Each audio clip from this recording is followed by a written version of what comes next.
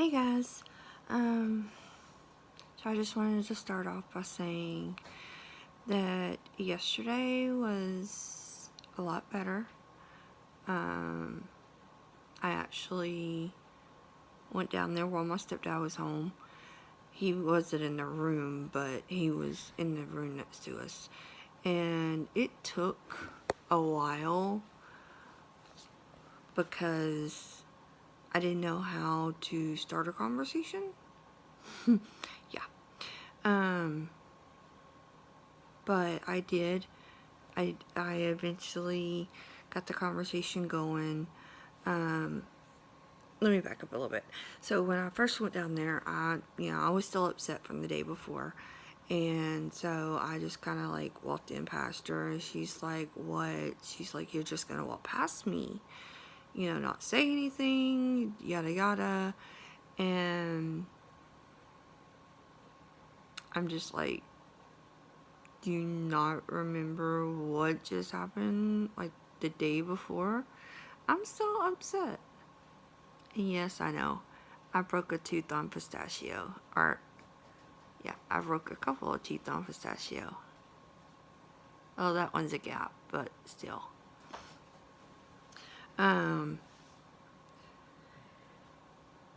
So I'm just like, I changed my demeanor a little bit, whatever.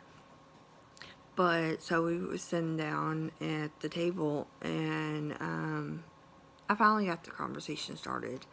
And I let her know about my illnesses, how, like things that used to take me an hour to do now takes me several. Things that used to take me one day to do now takes me 1 to 2 weeks sometimes. And even when it doesn't look like I've done or am doing anything, in reality, I have.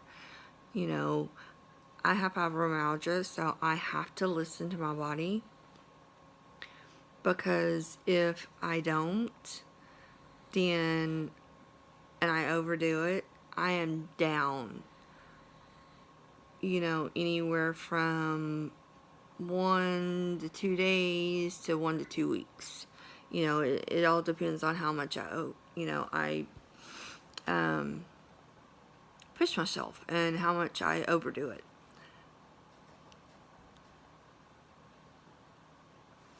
But, yeah. So I had that conversation with her, and, because of my fibro and I have other health issues on top of that, I also have mental issues. I have depression, anxiety, PTSD. I'm working with a therapist on that. I am on, medicines for my anxiety and depression.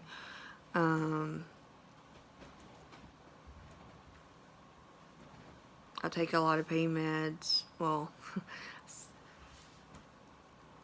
and, yeah, sometimes my medicine overwhelms me, and like by the end of the day, I am so kind of lethargic.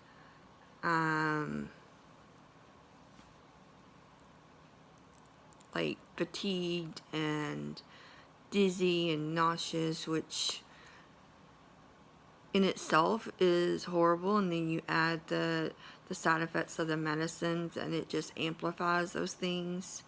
So, there's literal days that I'm useless. I cannot do anything. I can't see people. I can't talk to people. I just need to be left alone and, kind of let things work themselves out. So, and because of all of this, I have documentation stating that I can't work, that I'm actually disabled, from doctors and stuff. But since I moved, I'm having to set up new doctors, and it's taken a while because I thought I found one, and which he was the resident, and I'm all for helping residents, helping new doctors, especially I'm a unique case. You know, I have a lot of health, you know, a lot of issues going on. I've been a unique case since I was a kid. No big whoop there. But when the attending started lying on my chart, saying that she has spoken to me, that she has assessed me, and everything, that really didn't sit well with me at all. So I got some paperwork from a different doctor. My mom turned it in for me, and so now I'm just waiting. She said that it usually takes about a week or so, you know, for them to get back to you. Okay, that's fine. I really need to, you know, get back into seeing doctors and, you know, and everything. And hopefully the specialist, this new doctor, can kind of keep them local or, you know, close and not having to drive 2 to 3 hours to see a doctor. Which I know that it's not that bad, you know, to go see a specialist, but where I come from, where I moved from actually, because this is, you know, like close to my hometown, but where I moved from, all my doctors were right there. Like within four cities right there around each other. It never took me more than an hour to get to a doctor's office. But back on subject. So we got that going because I explained to her, you know, look, I said, I need documentation that I'm seeing doctors, I'm doing this, I'm doing that. I'm like, because if I don't go to the doctor for several months, disability is going to be like, oh, well, she's got it managed and, you know, she's not disabled. She can work. She can do this. No.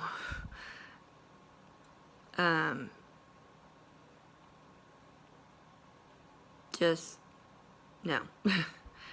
I mean, do I miss working? Absolutely. I had a job that I loved, you know, worked for a company that, you know, I loved. And then when all my health issues kind of, you know, started coming to surface and presenting themselves, it was very overwhelming. And I ended up, you know, being put on medical leave. And eventually I ended up losing my job. But that's neither here or there. That's a whole nother story of how that happened. But, so yeah, I do miss working. I wish every day that I could work because, you know, I like working. I've always been that type of person. I've always liked, you know, interacting with people. I've always liked helping people and everything like that. But with all of this that I have going on, I'm not able to do any of that. Like, you know, there are times that I have to lay down.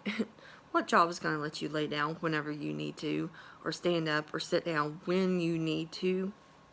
Not many, if, you know, any at all. Which, in my last disability hearing, my lawyer brought that up, and the vocational specialist was like, yeah, there's no jobs that would hire. But, you know, because the judge used her hypotheticals, I got denied. The judge didn't, but that, again, that's a whole nother story in itself. And, so yeah, I had that conversation with my mom, you know, like, look, I need to see doctors, I need to do this, I need to, you know, get everything back going like I had it, because, you know, like, the more documentation I have, the better. Sorry, it's my eyelash. And everything. And so, you know, she kind of got on board with that. Like, I think she finally understood, because, you know, I stayed, like, scary calm during this whole conversation. You know, letting her know some of the things that goes on with my body and my mind, you know, my brain, and the different reasonings for, you know, different things. Like, I let it be known that that the day before was very uncalled for, but I didn't bring it up. So, I feel like that it was a successful talk. We shall see. And, oh boy, it's been one. But I just wanted to let y'all guys know that I did have a talk. It did go well. And crossing my fingers that she keeps that in the back of her mind when dealing with me, because, like, just exploding on me is not how you handle me, because that sends up a lot of red flags from me, that triggers a lot of different things, and it just shuts me down. But, so yeah, fingers crossed, guys, that things are going in the right direction. So, anyways, bye, guys.